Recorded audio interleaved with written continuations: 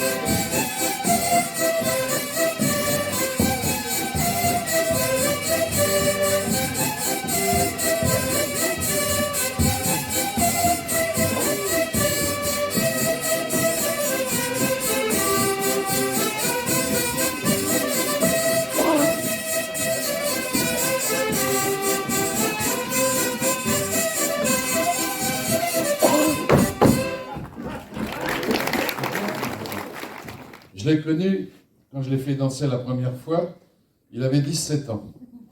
Il n'y a pas longtemps. C'était juste avant-hier. Donc, vous voyez, ça fait quelques années qu'on se connaît. Et à peu près à la même période, j'ai connu Sylvia et tous les... Ben, ils sont dans la salle. Et une grande partie des Gerbassou que j'ai fait danser et que je continue de faire danser. Et je leur apprends un répertoire parce que quand j'étais l'assistant de Pierre Panisse, c'est en gros la source initiale, puisque c'était un danseur traditionnel, il faut le rappeler quand même, parce qu'il y en a beaucoup qui l'ignorent. C'était un danseur traditionnel qui dansait dans les bals clandestins. Ça vous dit quelque chose pour certains.